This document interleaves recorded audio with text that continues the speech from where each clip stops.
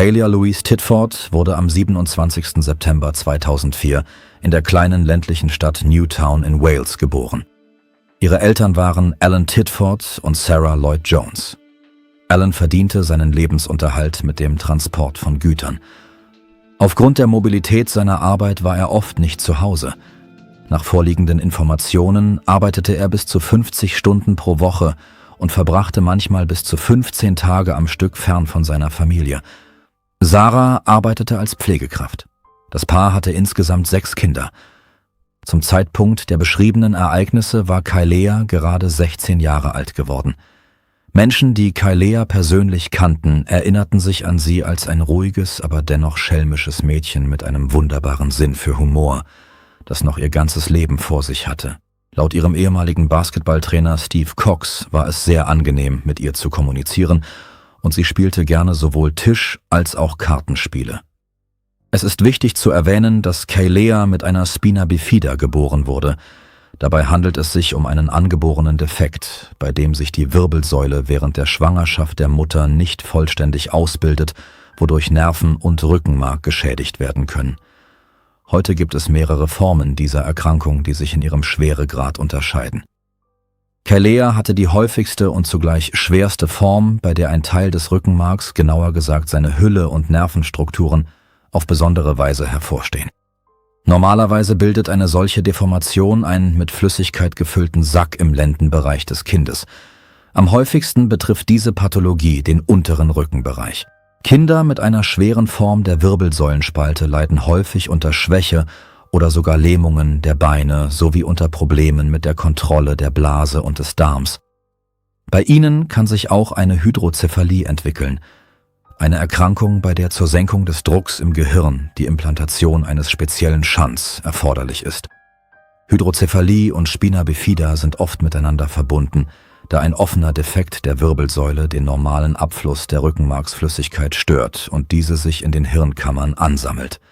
Zu den Komplikationen schwerer Formen der Wirbelsäulenspalte gehören auch mögliche Lernschwierigkeiten, orthopädische Probleme und erhöhte Empfindlichkeit. In der Regel beginnt die Behandlung mit einer chirurgischen Schließung des Defekts am Rücken kurz nach der Geburt des Kindes. In einigen Fällen wird die Operation bereits während der Schwangerschaft durchgeführt. Anschließend benötigt das Kind eine langfristige Betreuung durch Spezialisten, Physiotherapie, Überwachung durch einen Neurologen und Urologen sowie Unterstützung beim Lernen. In Kaelias Fall führte die Spalte der Wirbelsäule zu ernsthaften Mobilitätsproblemen, sodass sie an einen Rollstuhl gefesselt war. Die Diagnose beeinträchtigte auch die Funktion der Nerven, die die Blase und den Darm kontrollieren. Aus diesem Grund war Kaelia auf einen Katheter angewiesen und benötigte ständige Hilfe bei der Körperpflege und Versorgung. Ihre Mutter Sarah fungierte praktisch rund um die Uhr als Hauptbetreuerin ihrer Tochter. Trotz aller gesundheitlichen Einschränkungen ließ Kaelia nicht zu, dass ihre Diagnose ihr Leben vollständig bestimmte. Sie ging wie andere Teenager ihres Alters zur Schule und zeichnete sich durch einen scharfen Verstand und einen starken Charakter aus. Dabei hatte sie eine ständige Begleiterin namens Belinda Jones, die Kaelia in Situationen half, die sie körperlich nicht alleine bewältigen konnte. Kaelia strebte danach, so unabhängig wie möglich zu sein. Laut Belinda ließ sie niemanden ihren Rollstuhl schieben und zog es vor, sich selbst fortzubewegen, soweit es ihr Kräften möglich war. Kaelias Assistenzlehrerin Otway bestätigte dies. Sie bemerkte, dass Kaelia sehr unabhängig und manchmal sogar stur war und es nicht mochte, um Hilfe zu bitten, wenn es nicht wirklich notwendig war. Obwohl Kaelia gelegentlich Opfer von Mobbing und Spott wurde, ging sie insgesamt gerne zur Schule. Außerdem hatte Kaelia ein ausgeprägtes Talent für Rollstuhlbasketball. Sie träumte sogar davon, bei den Paralympischen Spielen anzutreten. Ihr Trainer Steve Cooks erzählte später Journalisten, dass er in ihr eine mögliche Sportlerin sah. Unter anderem erinnerte sich Steve daran, wie Kaelia ihm einmal mit großer Freude beibrachte, wie man ein Mobiltelefon benutzt und sich darüber lustig machte, dass er sich mit Technik überhaupt nicht auskannte. Im Alter von 10 bis 12 Jahren nahm Kaelia regelmäßig an seinen Trainingseinheiten teil. Etwa 2 Jahre, nachdem sie mit dem Sport aufgehört hatte, kreuzten sich ihre Wege erneut bei Treffen des örtlichen Jugendclubs, wo Steve weiterhin tätig war. Damals bemerkte er, dass Kaelia sich verändert hatte. Sie war ruhiger und zurückhaltender geworden als das lebhafte, witzige Mädchen, an das er sich vom Basketballplatz erinnerte. Später wurde bekannt, dass Kaylea 2017 die Behandlung bei ihrem Physiotherapeuten abgebrochen hatte. Dies war ein ernstes Problem, da Physiotherapie eine wichtige Rolle im Leben von Menschen mit Spina bifida spielt. Solche Übungen helfen, die Mobilität zu erhalten und damit die Unabhängigkeit zu bewahren. Im selben Jahr stellte Kaylea auch die Beratung durch einen Ernährungsberater ein. Der Grund dafür war einfach. Ihre Mutter Sarah hatte sie einfach nicht für einen neuen Termin angemeldet. Auch das war kritisch, denn für Menschen mit Spina bifida sind Ernährungsberatungen besonders wichtig. Sie haben besondere Ernährungsbedürfnisse, die mit der Funktion ihres Darms und ihrer Blase sowie mit dem Zustand ihrer Knochen und der Kontrolle ihres Körpergewichts zusammenhängen. Der Verlust des Zugangs zu solchen Spezialisten war für Kaylea ein schwerer Schlag. Mit anderen Worten, das Mädchen, das früher von den Paralympischen Spielen geträumt hatte, begann schnell an Gewicht zuzunehmen. Mit 16 Jahren war Kaylea etwa 142 Zentimeter groß und wog etwa 146 Kilogramm. Im Jahr 2024 veröffentlichte eine Vereinigung, die sich mit Problemen der Wirbelsäulenspalte befasst, einen ausführlichen Bericht, in dem direkt darauf hingewiesen wurde, wie gefährlich Übergewicht für solche Menschen ist. Es wurde darauf hingewiesen, dass Fettleibigkeit zu noch schwerwiegenderen Gesundheitsproblemen führt. Die zusätzlichen Kilogramm schränkten die Mobilität noch stärker ein und verringerten die Fähigkeit der Person, alltägliche Aufgaben zu bewältigen. Es wurde auch gesondert betont, dass Übergewicht den Druck auf die Haut erhöhte und damit das ohnehin schon hohe Risiko von Hautschäden erhöhte, insbesondere an Stellen, an denen häufig Feuchtigkeit herrscht. Trotzdem wich Kayleas Ernährung immer mehr von den Empfehlungen der Fachleute ab. In ihrem Speiseplan tauchten immer häufiger Fast Food und alle möglichen Süßigkeiten auf. Anstatt zu Hause einfache, aber gesunde Mahlzeiten zuzubereiten, bestellte die Familie Titford 4 bis 5 Mal pro Woche chinesisches Essen zum Mitnehmen. Natürlich könnte man sagen, dass die Eltern das uneingeschränkte Recht hatten, zu entscheiden, was ihre Tochter essen sollte. Man könnte vermuten, dass sie einfach nicht wussten, wie sie ihre Ernährung richtig gestalten sollten. Es ist jedoch wichtig zu verstehen, dass Kaylea seit ihrer Geburt von Sozialdiensten und medizinischen Fachkräften betreut wurde. Es scheint also, dass Kayleas Eltern verstanden haben, wie schwerwiegend sich die Spina bifida auf ihren allgemeinen Gesundheitszustand auswirkte. Sie wurden darüber informiert, dass Kaylea eine spezielle Ernährung benötigte und waren sich ihrer besonderen Bedürfnisse bewusst. Wenn ein Mensch vollständig von anderen abhängig ist, spiegeln seine medizinischen Unterlagen wider, wie verantwortungsbewusst mit ihm umgegangen wird. Wenn in den Aufzeichnungen der Ärzte immer wieder Vermerke über die Nichteinhaltung des Behandlungsplans auftauchen, die darüber, dass der Betreuer die notwendigen Empfehlungen nicht befolgt, ist dies ein äußerst beunruhigendes Zeichen. In solchen Fällen gilt oft das Prinzip: gesehen, gemeldet. Verschiedene Personen melden ihre Verdachtsmomente zwar den Fachleuten, aber in der Praxis ist es sehr schwierig, die Fahrlässigkeit einer Person nachzuweisen, insbesondere wenn noch niemand ums Leben gekommen ist. Darüber hinaus unterscheiden sich die rechtlichen Formulierungen je nach Land und Region, aber im Großen und Ganzen läuft es darauf hinaus, dass nachgewiesen werden muss, dass einer Person tatsächlich nicht die erforderliche Hilfe geleistet wurde. Wie dem auch sei, mit der Zeit wurde Kaylea noch mehr von den Menschen isoliert, die ihr hätten helfen können. Und dann kam das Jahr 2020. Es begannen strenge Quarantänebeschränkungen. Kaylea ging nicht mehr zur Schule und war praktisch von der Außenwelt abgeschnitten. Wie viele Fälle nach Beginn der Pandemie gezeigt haben, ist die Zahl der Fälle von Kindesmisshandlung und Misshandlung von Jugendlichen stark gestiegen. Es wurde viel schwieriger, solche Situationen aufzudecken und zu dokumentieren. Die geltenden Quarantänebeschränkungen bedeuteten, dass Kinder gezwungen waren, ständig in Familien zu bleiben, in denen nicht immer an ihre Interessen gedacht wurde. Leider war Kaylea eine der Betroffenen. Von März bis Oktober 2020 stand Kaylea fast nie aus dem Bett auf und war vollständig von ihren Eltern abhängig. In dieser Zeit wurde sie praktisch allein in ihrem Zimmer gelassen. Sie war gezwungen, ihre natürlichen Bedürfnisse direkt im Bett zu verrichten und konnte sich monatelang nicht in der Badewanne oder unter der Dusche waschen. Mit anderen Worten, Sarah hörte praktisch auf, sich um ihre Tochter zu kümmern. Und Kailea sah fast 9 Monate lang keinen einzigen Arzt. Als Kailea im Herbst immer noch nicht zum Unterricht zurückkehrte, begann die Schulverwaltung sich um ihr Wohlergehen zu sorgen. Aber anstatt um Hilfe zu bitten, fand Kaileas Mutter Sarah jedes Mal eine Ausrede.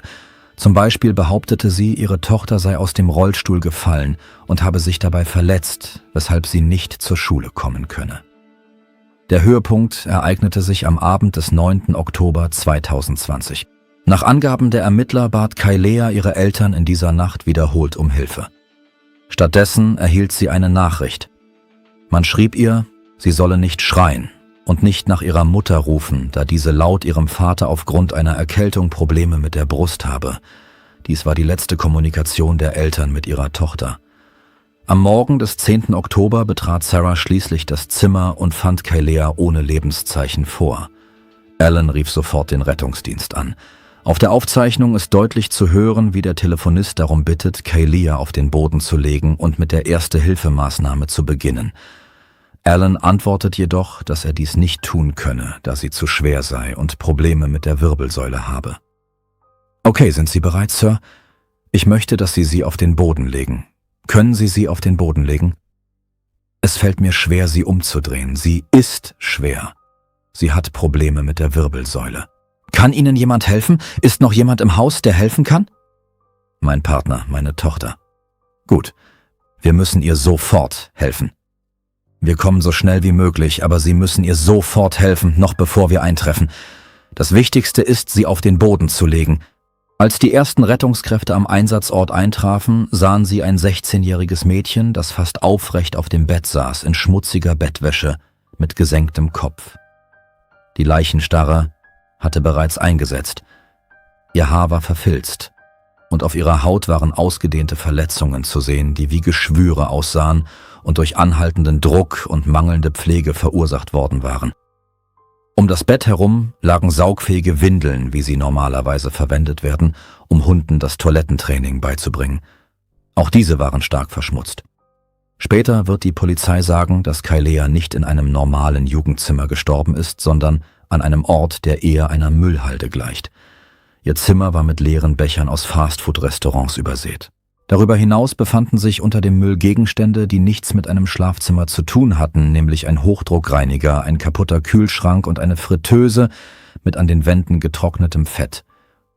Der Boden des kleinen Badezimmers neben dem Schlafzimmer war mit menschlichen Exkrementen bedeckt. Um das Bett herum standen Plastikflaschen und Saftbeutel, die mit Urin gefüllt waren. Laut dem Polizisten Liam Donovan, der als erster den Raum betrat, war der Geruch der schlimmste, den er während seiner Dienstzeit jemals erlebt hatte. Aber das war noch nicht alles. Der über dem Bett angebrachte Lift war mit Spinnweben und Spuren von Insekten übersät. Von der Decke hingen 2 klebrige Fliegenfängerbänder herab. Auf ihnen wurden etwa 100 Insekten gezählt. Als Kaileas Leiche vorsichtig bewegt wurde, entdeckte man darunter eine Ansammlung von Larven. Das Bett selbst bestand aus einer dünnen blauen Plastikmatratze, die mit einem Laken bedeckt war, das so sehr mit Ausscheidungen getränkt war, dass es unmöglich war, die ursprüngliche Farbe des Stoffes zu bestimmen. Kaileas Eltern gingen nicht mit der Polizei in ihr Zimmer. Schließlich musste eines ihrer Geschwister die Beamten zum Leichnam führen. Sarah blieb die ganze Zeit oben, während Alan unten auf der Treppe stand und rauchte, als wäre es seine letzte Zigarette. Bei der Obduktion wurde festgestellt, dass Kailea an einer schweren Entzündung und einer ausgedehnten Infektion der geschädigten Hautstellen gestorben war. Diese Läsionen hatten sich vor dem Hintergrund von Fettleibigkeit und anderen Komplikationen entwickelt, die mit längerer Immobilität, einer Spaltung der Wirbelsäule und Hydrozephalie zusammenhingen. In der Folge wurden Kaileas Eltern, der 45-jährige Alan und die 39-jährige Sarah, festgenommen und wegen fahrlässiger Tötung angeklagt.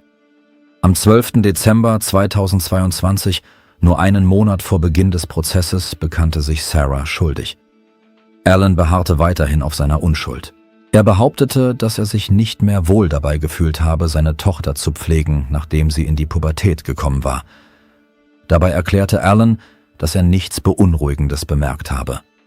Seinen Angaben zufolge sah er seine Tochter zum letzten Mal an ihrem 16. Geburtstag weniger als 2 Wochen vor ihrem Tod. Ein Spezialist für Fuß- und Hautpflege, der die postmortalen Fotos von Kaileas Leiche untersucht hatte, erklärte vor Gericht, dass dies die schlimmsten Verletzungen waren, die er in seiner 30-jährigen Praxis gesehen hatte. Unterdessen bat Allens Anwalt David Elias die Geschworenen, sich von den schockierenden Bildern, die im Gerichtssaal gezeigt wurden, zu distanzieren. Er betonte, dass der Schrecken des Endergebnisses allein nicht das einzige Kriterium für die Schuld oder Unschuld seines Mandanten sein könne. Dennoch räumte er ein, dass das Gesehene abscheulich und grauenhaft sei, bestand jedoch darauf, dass zunächst einmal geklärt werden müsse, wie es überhaupt zu diesem Zustand gekommen sei. Weiterhin versuchte David Elias, einen Teil der Verantwortung auf die Sozialdienste und Sarah Lloyd Jones abzuwälzen, indem er behauptete, dass Allen die ganze Zeit gearbeitet habe, sich auf sie verlassen habe und aufrichtig davon überzeugt gewesen sei, dass Sarah sich richtig um ihre Tochter kümmere. Während des Kreuzverhörs brachte Allen seine Unfähigkeit, sich um Kaylia zu kümmern, selbst mit seiner Faulheit in Verbindung. Er gab zu, dass er kein guter Vater gewesen sei, dass er nach langen Schichten bei der Arbeit müde gewesen sei und immer fauler geworden sei. Seinen Angaben zufolge sei er nach der Arbeit einfach in seine Wohnung gegangen und habe ferngesehen. So lasteten alle Bedürfnisse von Kaileah, ebenso wie die Pflege des Haushalts, tatsächlich auf Sarah, die darüber hinaus noch als Pflegekraft außerhalb des Hauses arbeitete. Allen sortierte nicht einmal die Post. Letztendlich kümmerte sich niemand wirklich um Kaylia. Außerdem unternahm keiner der Elternteile auch nur das Mindeste, was für ihr Wohlergehen notwendig gewesen wäre, und suchte keine professionelle Hilfe auf. Im Grunde genommen haben sie akzeptiert, dass sie in Gefangenschaft lebte und in Schmutz starb. Ich möchte gesondert darauf hinweisen, dass der Fall von Kaileah in gewisser Weise für das Justizsystem des Vereinigten Königreichs wegweisend war. Zum ersten Mal wurde die Anklage wegen fahrlässiger Tötung direkt mit Fettleibigkeit in Verbindung gebracht. Zuvor wurden Fälle, in denen Eltern mit der Gewichtskontrolle ihres Kindes überfordert waren, vor Familiengerichten verhandelt. Im Fall von Kaileah gab es jedoch eine Reihe zusätzlicher Faktoren, die eine strafrechtliche Anklage rechtfertigten. Es ging nicht nur um Übergewicht, sondern auch um die langjährige schwere Vernachlässigung ihrer Bedürfnisse. Das Gericht hob die wichtigsten Versäumnisse der Eltern hervor. Sie achteten nicht darauf, dass Kaylia regelmäßig ihre Position wechselte und nicht so lange bewegungslos blieb, dass dies ihrer Gesundheit und ihrem Wohlbefinden schadete. Sie sorgten nicht einmal für ein Mindestmaß an Körperhygiene, versäumten es, rechtzeitig die notwendige medizinische Hilfe in Anspruch zu nehmen, und schließlich wandten sie sich nicht an Fachleute, als sich Kaileas Befinden deutlich verschlechterte. Angesichts der Ergebnisse der Obduktion und des Zustands des Zimmers, das praktisch zu ihrem Grab geworden war, kam das Gericht zu dem Schluss, dass es Allen und Sarah waren, die Kaylia durch ihre monströse und anhaltende Vernachlässigung ihrer Bedürfnisse in den Tod getrieben hatten. Am 7. März 2023 standen die Eheleute vor Richter Martin Griffiths, Richter der Stadt Swansea, zur Urteilsverkündung. Diese Verhandlung war auch ein historischer Moment. Zum ersten Mal seit der Gesetzesänderung wurde in einem walisischen Gericht die Videoaufzeichnung des Verfahrens erlaubt. Der Richter stellte fest, dass beide Elternteile gleichermaßen verantwortlich und in gleichem Maße schuldig für das Geschehene sind. Als Strafe für die fahrlässige Tötung von Kayleah aufgrund grober Vernachlässigung wurde Alan Titford zu 7 Jahren und 6 Monaten Freiheitsentzug verurteilt. Der Richter wies darauf hin, dass er 2/3 dieser Strafe, also 5 Jahre im Gefängnis, verbüßen und anschließend bis zum Ende der restlichen Strafe unter Aufsicht stehen muss. Bei Verstößen gegen die Auflagen kann er wieder ins Gefängnis zurückgebracht werden.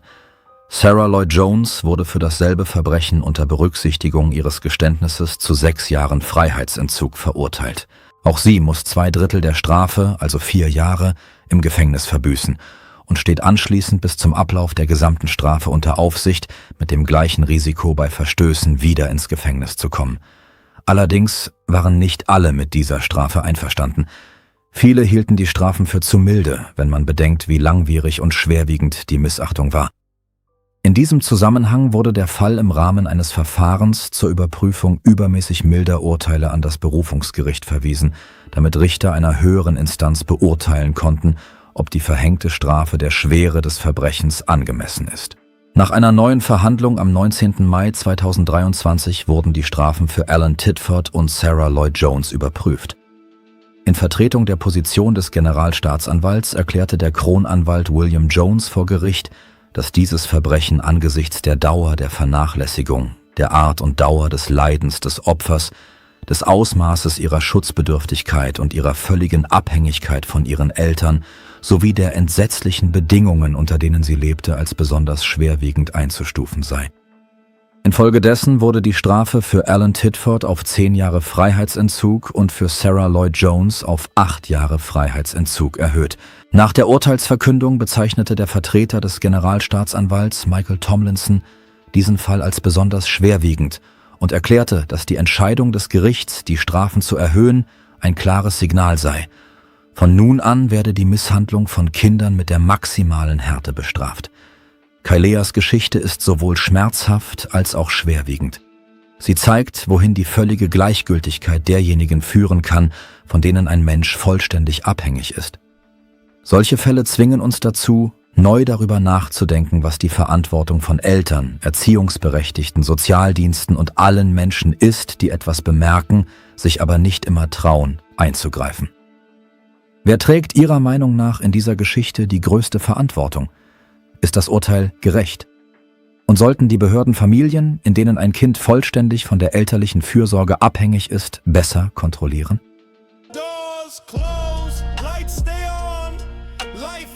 Danke fürs Zuschauen und passen Sie auf sich auf.